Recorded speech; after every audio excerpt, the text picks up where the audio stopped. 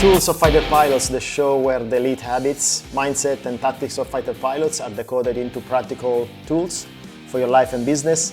I'm TC, fighter pilot instructor, eternal students of human performance, vegan athlete, and Ironman Coach. And as always with me, Jason, Rico, Richardson. Hey, thanks TC. Good to be back again. It's been a little while since we've caught up, but happy to see you again. And this one is super important. It's been a huge part of my life, as I'm sure it has yours.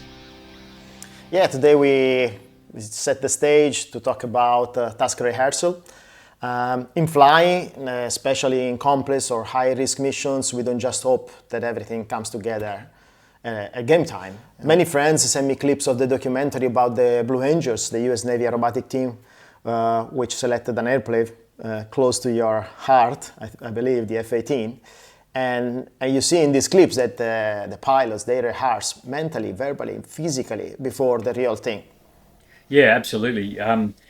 It's funny because we're doing this podcast, but actually this is such a big part of my life that it's kind of strange that other people don't use this, I guess, because since I started using this in the military, I use this in every other part of my life. I use it before I do a workshop. I get deep in what we call chair flying, so mental rehearsal of the workshop or the presentation or the speech I'm going to do, because I know how important it is.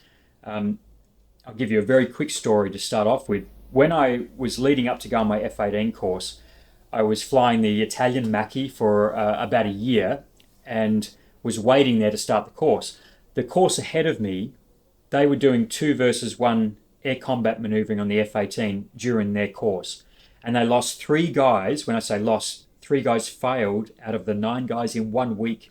So they lost near on half the course in a week because of 2 versus 1 air combat maneuvering. And it's because the friendly fighter that went up above the fight to then pull down and shoot the bad guy, when he was pulling down, there's a priority to deconflict yourself safely after you shoot the bad guy. And the students had never seen this before. So they're seeing this the first time in an F-18 under the pressure of being on the course, and when they haven't seen the pictures before. It's all new and they're required to perform at a high level. 3 of the guys failed. They didn't perform at that level, and they went off to fly other airplane types. And their dream was shattered. My flight commander fortunately saw this happening, and he instituted a rehearsal of this very specific task on the Macchi. Now, the Macchi didn't have the performance to, do a 7.5 G turn and pull up into the vertical above the fight. So we started above the fight, pulled down to shoot the bad guy, but we saw the same pictures that we would then see when we got onto the F-18. We practiced this over and over again, and because we'd seen these pictures, we'd developed the neural pathways, we knew all the ways to deconflict. We didn't lose a single person during that phase of the F-18 course.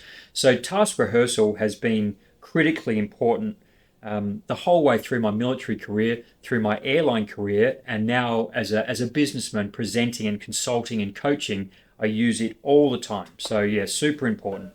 It changes your performance. I'm 50 years old, I've been doing this job for 30 years, and still I'm rehearsing the mission, and still I'm chair flying the mission. Maybe it's just a quick chair flying, but as soon as the mission becomes a little bit more complicated, I need to sit down and go through the variables, I need to go to the scripting, And now, when you rehearse, you're basically, preloading your brain with sequences like you were doing in your pilot training, priorities, contingencies. You are trying to reduce the numbers of variables, and you're trying to simplify the decision that you're going to make in the heat of the moment. No? Thanks to you, I came to know this guy here, okay, Bill Walsh.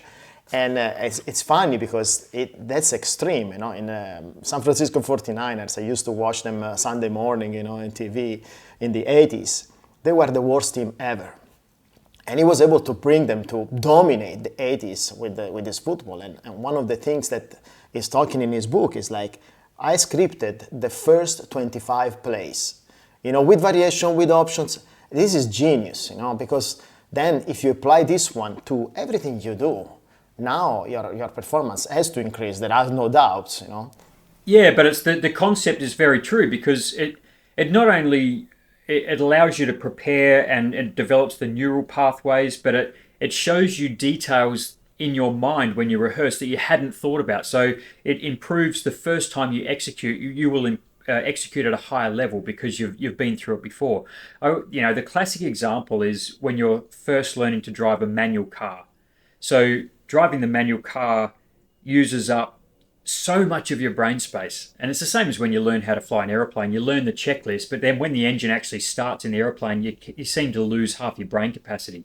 If you can rehearse these things over and over, the whole cells that fire together, wire together. So you start to develop these strong routines, these neural pathways, and before long, you can do these things without thinking, which gives you more capacity. So in the case of Bill Walsh and the 49ers, they would run these plays over and over again, incredible detail. Like, he would not accept people being more than a couple of inches out of position on a large football field, but rehearse them over and over so everybody knows where they're going to be. The neural pathways are there. The players have extra capacity to see things that are happening in the larger game. There's so many benefits in task rehearsal to the task itself, the individual, and to the group. I guess it's a powerful tool for the whole team, but also for leaders, because now scripting and strategizing, they are two different words but very similar in the moment that you in your what Bill Walsh is calling the fair and foul weather leadership. I think it's got many aspects that leaders can use. It helps your team execute better when they first go into battle, when they first go into the sales presentation, when they first begin the project. So the team executes better. But there's other things inside it that it gives you the opportunity to do. And I devoted a chapter about task rehearsal inside the QRH that I wrote, the leadership manual. And it talks about the benefit on the team. If you're going through constant rehearsal, you can do a couple of things. Firstly, you can get a junior member to lead the rehearsal activity. So that gives that junior member experience in leading in a relatively controlled environment. Very, very powerful effect on the team, and it builds leadership like that. The second thing it does is rehearsal allows people to practice executing in other than their primary role. And I'm sure you've seen that in your military career as well. So, and certainly in an airliner now, we still practice pilot incapacitation. So I will pretend to be incapacitated, and my first officer will then recover the aircraft as a single pilot. So you think about it in another team, in a complex team where there's multiple of different roles. If someone gets taken out, like someone gets sick at the last minute or they get injured during the task, rehearsing in roles other than your primary role builds a huge depth of experience throughout the team. So again, that's something that becomes a benefit to the leader, because he's got other leaders inside the team because they've practiced in other roles, and that depth of competence and experience is all built through task rehearsal. The positive impact, obviously, on performance. I think the takeaway here is, you don't want to be the guy that is in the situation where, you will kick yourself later and say, why didn't I think about this? Looking in insight, why didn't I do this? I mean, it's so evident that if you rehearse, if you go through the options, if you go through the variables, it's so much easier to deal with the uncontrollable. I mean, you create, like you were talking about this, I mean, the brain is a muscle, no? So you're training the muscle to be more reactive, to adapt to the situation, even if you didn't think about them.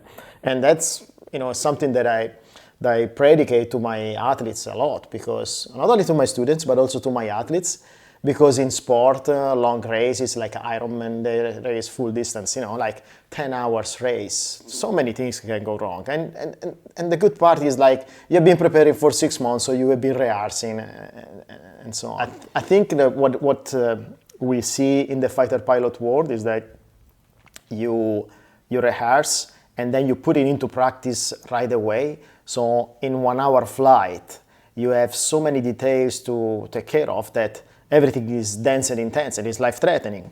So most probably in the business, in corporate, you have wisdom and you want to put something into practice, and it takes longer to see the results. And I guess this is your work now that you're doing, to convince people that in my life as a fighter pilot, it happens quickly. But for you, it's gonna happen in a little bit longer time. But trust the process because this is working, right? Yeah, exactly.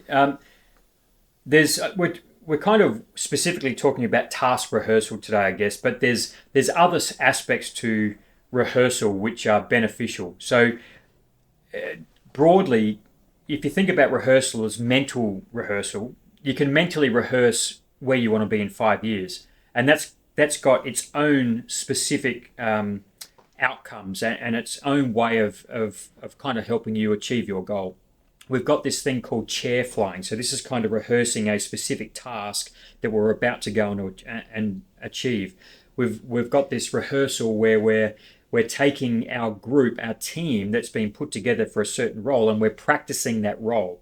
So when we say rehearsal, it's quite broad. There's a very broad scope of things that word rehearsal means. In as far as rehearsing tasks, I want to go back to something you talked about there with your triathlon guys and how you'll train for contingencies. I was just reading again the story about Michael Phelps preparing for the 2008 Olympics, where he was going to go in there and win, like 8 medals. His coach was getting him to rehearse contingencies.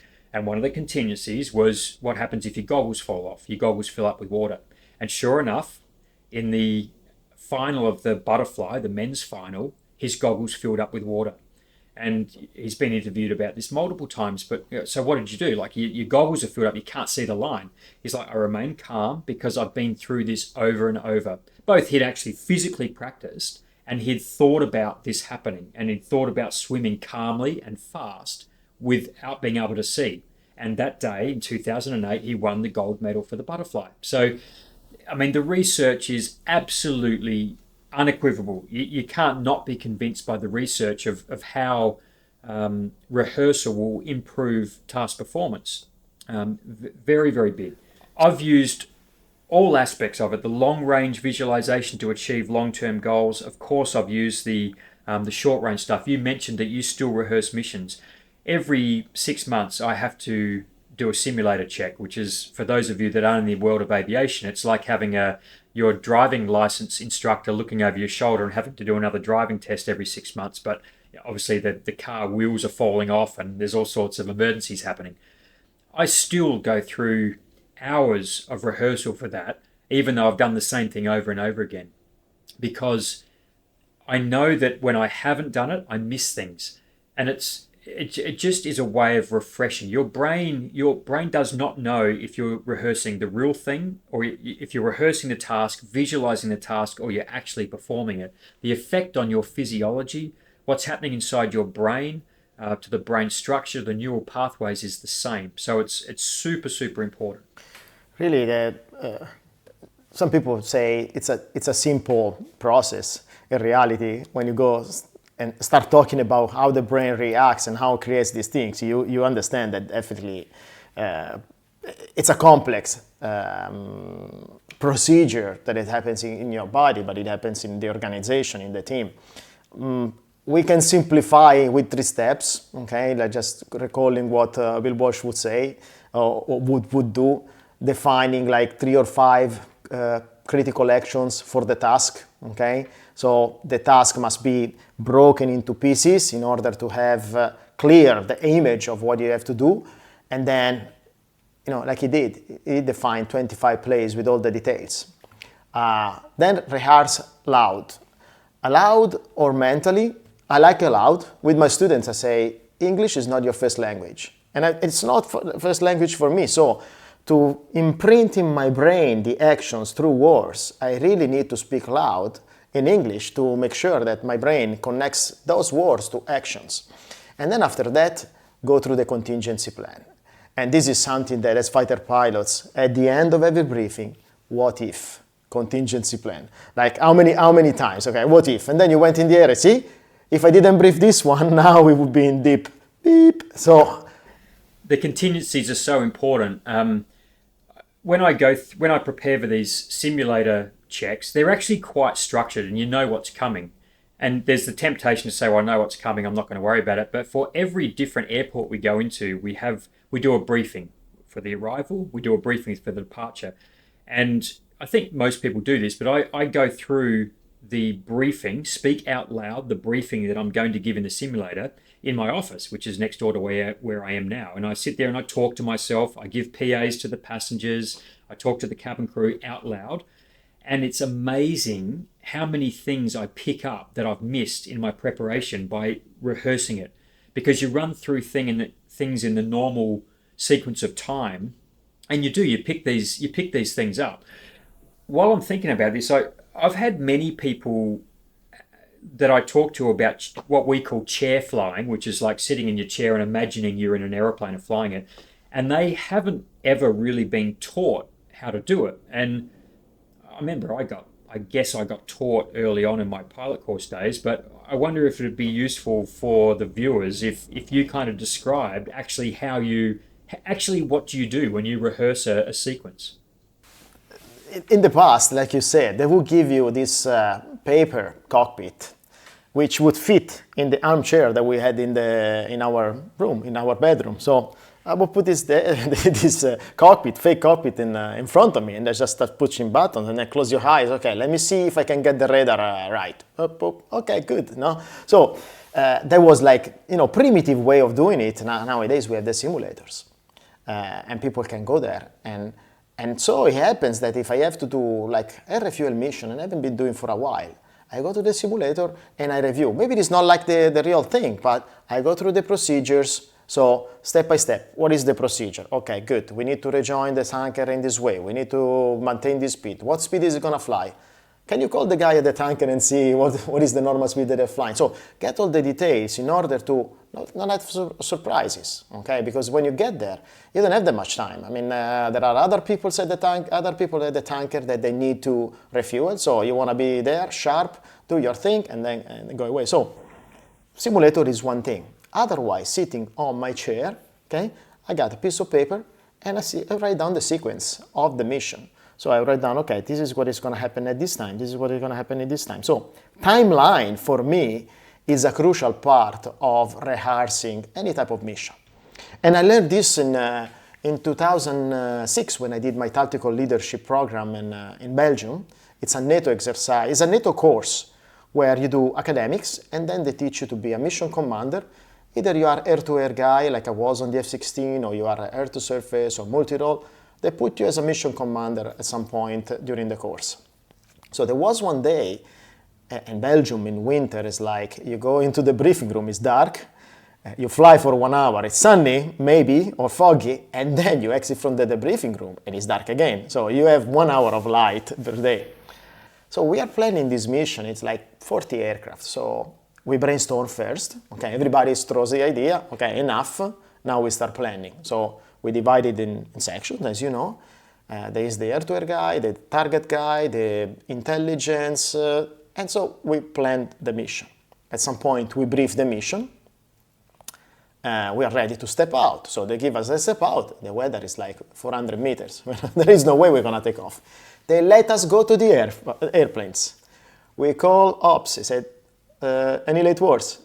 Mission is canceled. So we come back, and by the time we come back, what have we lost? Probably we have lost already an hour, which would be the hour of flight.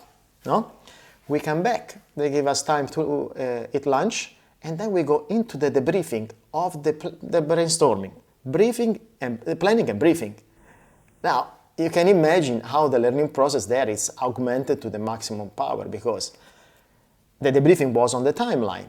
You guys didn't manage the time. You briefed some of the items like briefly, very quickly, and you should have taken care of those aspects, especially the contingencies, because fighter pilots, we want to talk about tactics and maneuvers and stuff like this. And when we get to the contingencies, okay, standard, yeah, standard, but you're flying with the Germans, the French, the Brits, you're flying with other nations. What is the standard there? You need to be a little bit clear, because it's a huge environment and huge, let's say, skills. And people are different anyway. Timeline for me, for a rehearsal, is crucial. I need to have my brain linked to the timing. When is it going to happen? What is happening next? So that it's giving me a consequence of the actions, to the point that when I land, okay, I didn't see. I saw this this playbook happening already in my mind, and it is reducing my variable. But this is personal, obviously. People go much more in details, or they might do different things. I don't know if you answered your questions. Yeah, I think like people just need to know some kind of way, and I do something very similar. So what I kind of call it is when I rehearse for one of my simulator checks as an airline captain, I do this because everyone has slightly different emergencies that we know are coming up. So I start my study with what I call knowledge capture, or learning the information that you're going to need for the rehearsal. Because what you want to do in the rehearsal is end up rehearsing perfectly. For me, I want to be able to rehearse the engine failure at V1 perfectly.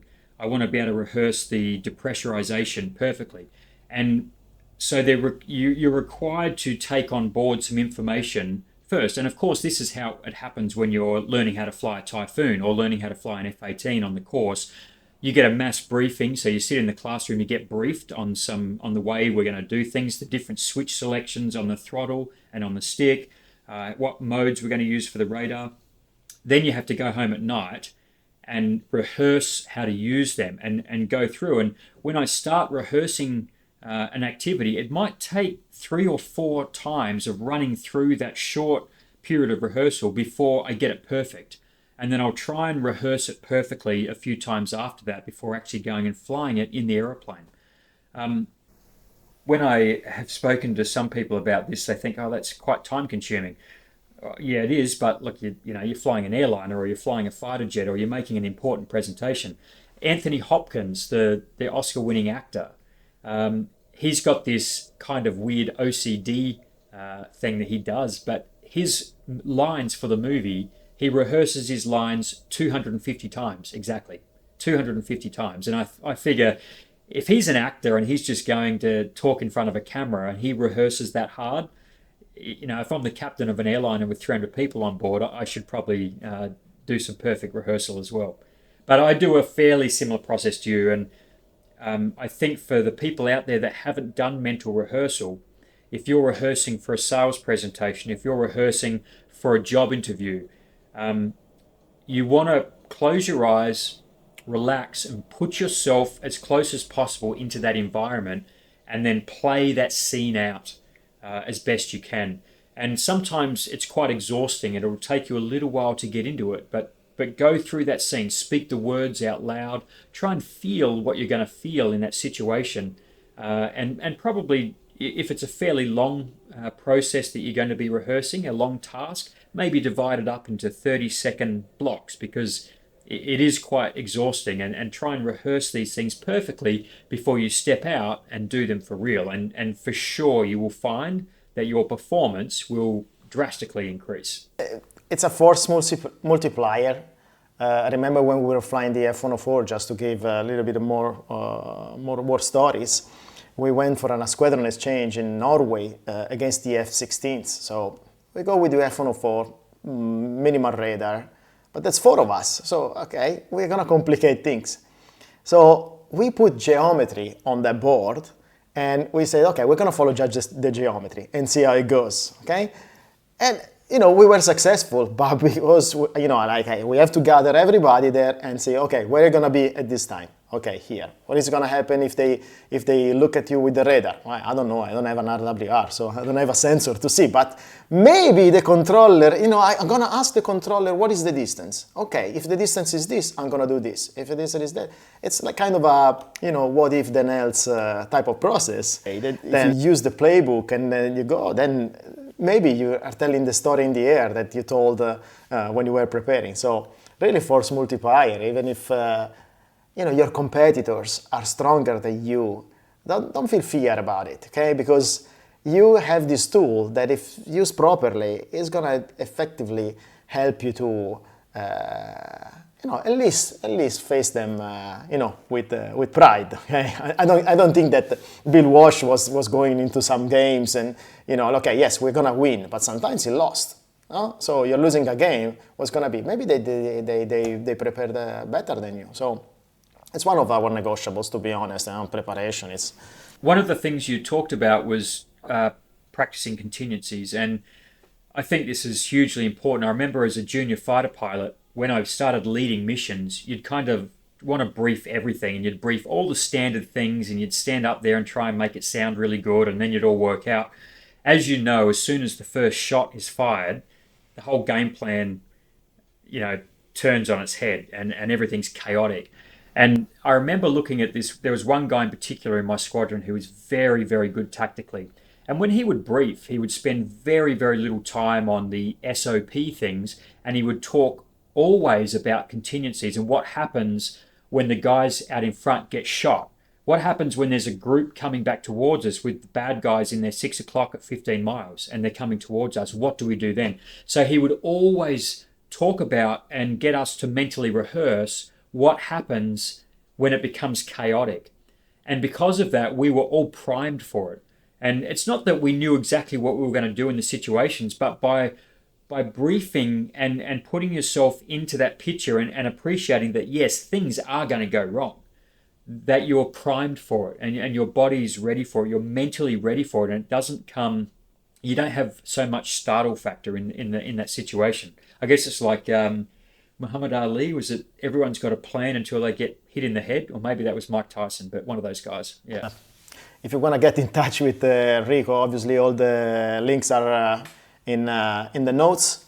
This is his work, so effectively his expertise in the sector is amazing and is huge. I want to introduce then the next topic for the next episode.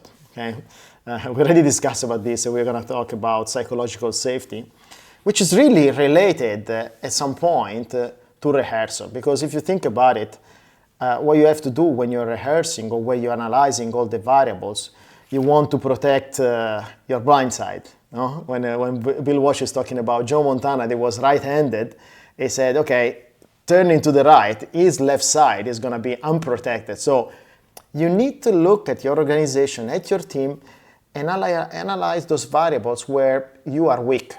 Because if you start from those, the ones that you're strong, and we talked about this in the briefing episode, the ones that you're strong, okay, you can perfect them. But the ones that you're weak, definitely you need to perfect them in order to perform, okay? And so rehearsing in those areas is crucial, right? Yeah, you have to prepare. It's just focusing on the details, focusing on preparation, and the higher the stakes, I guess, the more preparation you do. And Bill Walsh was going in there, I guess, with nothing to lose, but certainly his career, he had a lot to lose personally. Like the San Francisco 49ers were already at the bottom of the league, but him as a coach, this is his head coaching job, right?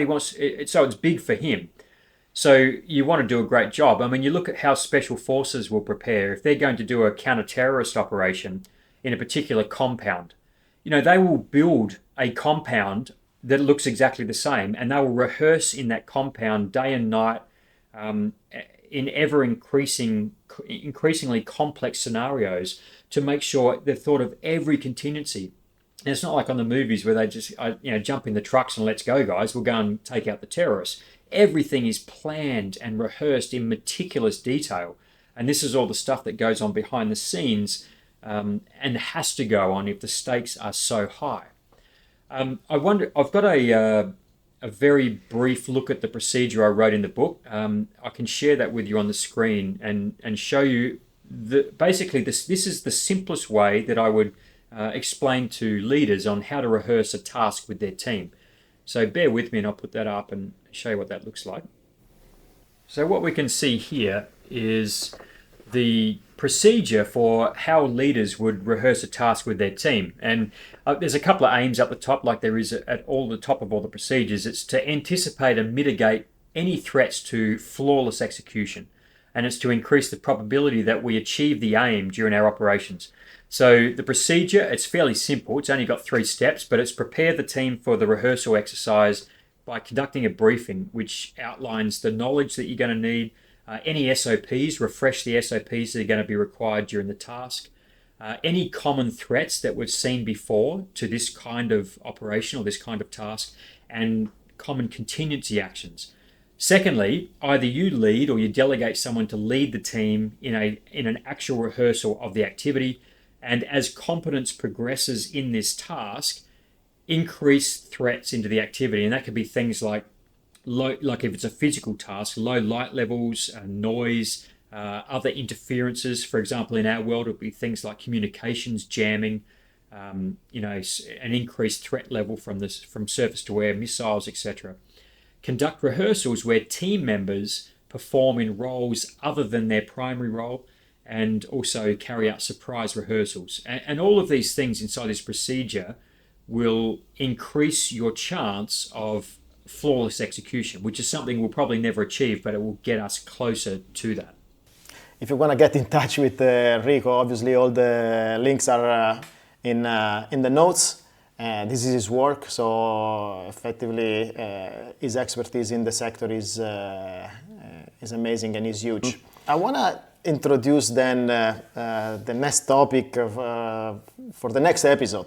Okay, we already discussed about this, so we're going to talk about psychological safety, which is really related at some point to rehearsal. Because if you think about it, what you have to do when you're rehearsing or when you're analyzing all the variables, you want to protect your blind side. No? When Bill Walsh is talking about Joe Montana, that was right-handed, he said, okay, turning to the right, his left side is going to be unprotected. So you need to look at your organization, at your team, and analyze those variables where you are weak.